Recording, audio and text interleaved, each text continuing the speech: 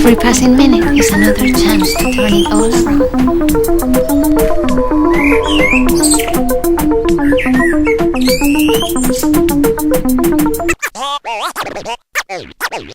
Greed has poisoned men's souls, has barricaded the world with hate, has goose-stepped us into misery and bloodshed.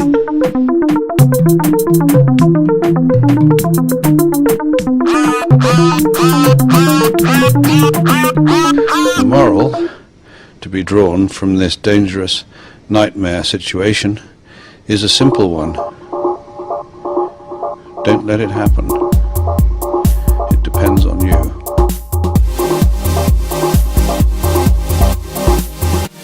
I think hatred is wasted energy.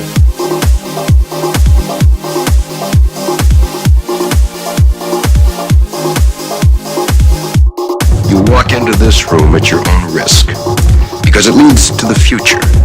Not a future that will be, but one that might be. This is not a new world. It is simply an extension of what began in the old one. It has patterned itself after every dictator who has ever planted the ripping imprint of a boot on the pages of history since the beginning of time.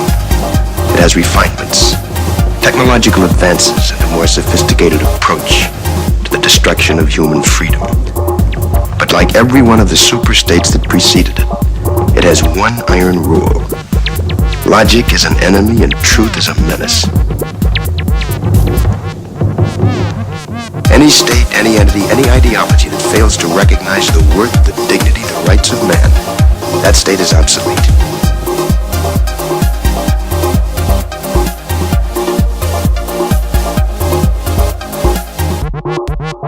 We all want to help one another. Human beings are like that. We want to live by each other's happiness, not by each other's misery.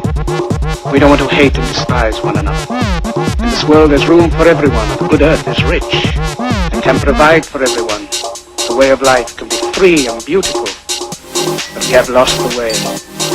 Greed has poisoned men's souls, has barricaded the world with hate, has goose-stepped us into misery and bloodshed. We have developed speed, but we have shut ourselves in. Machinery that gives abundance has left us in want. Our knowledge has made us cynical, our cleverness hard and unkind. We think too much, feel too little. More than machinery, we need humanity. More than cleverness, we need kindness and gentleness. Without these qualities, life will be violent, and all will be lost. The aeroplane and the radio have brought us closer together. The very nature of these inventions cries out for the goodness in men, cries out for universal brotherhood, for the unity of us all. Even now, my voice is reaching millions throughout the world, millions of despairing men, women, and children, victims of a system that makes men torture and imprison innocent people.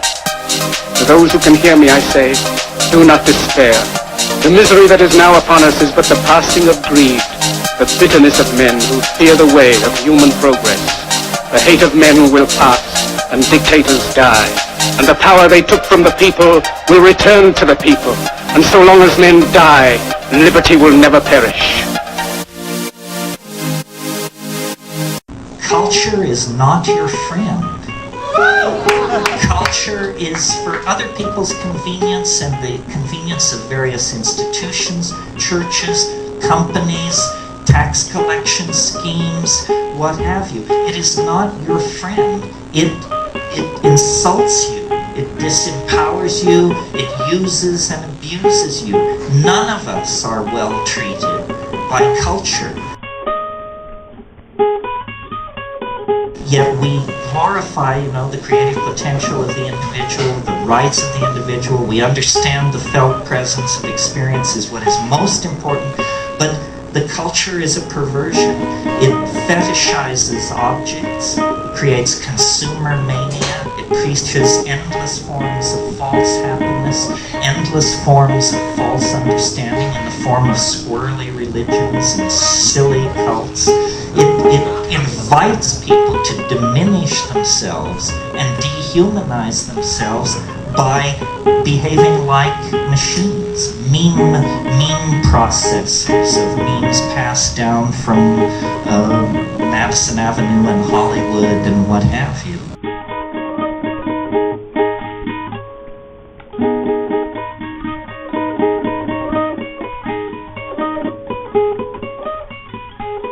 How do we fight back? It's a question worth answering. I think that by creating art, man was not put on this planet to toil in the mud. Or the God who put us on this planet to toil in the mud is no God I want to have any part of. It's some kind of Gnostic demon. It's some kind of cannibalistic demiurge that should be thoroughly renounced and rejected. By putting the art pedal to the metal, we really, I think, maximize our humanism and become much more necessary and incomprehensible to the machines. The artist's hand holds a spiritual tool of evolutionary vision, and every creative act empowers every other creative act. You know, the painter channels the creative force into the artifact, and this artifact then becomes a battery ready to zap a viewer into a new way of seeing the world. Planetary consciousness becomes cosmic consciousness through human consciousness. 1.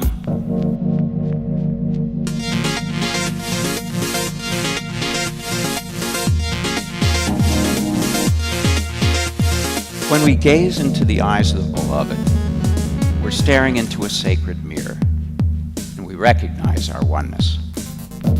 Cosmic creativity. Art is an echo of the creative force that birthed the galaxies. Creativity is the way that the cosmos evolves and communicates with itself.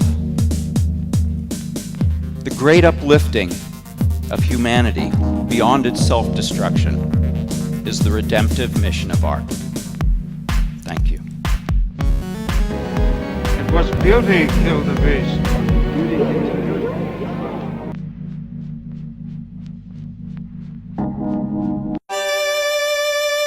In the 17th chapter of St. Luke it is written, the kingdom of God is within man, not one man nor a group of men, but in all men, in you. You, the people, have the power to create machines, the power to create happiness. You, the people, have the power to make this life free and beautiful, to make this life a wonderful adventure.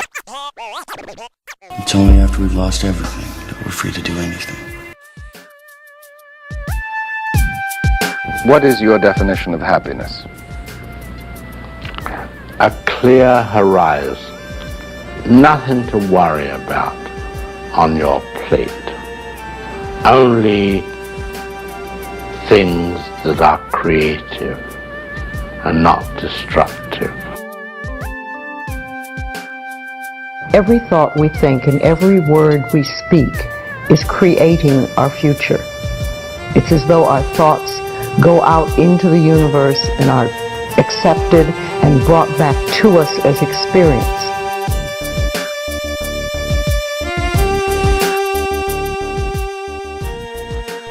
In our world, there will be no emotions except fear, rage, triumph and self-abasement. The sex instinct will be eradicated. We shall abolish the orgasm. There will be no loyalty except loyalty to the party. But always there will be the intoxication of power. Always, at every moment, there will be the thrill of victory. The sensation of trampling on an enemy who is helpless. If you want a picture of the future, imagine a boot stamping on a human face forever. The moral to be drawn from this dangerous nightmare situation is a simple one. Don't let it happen.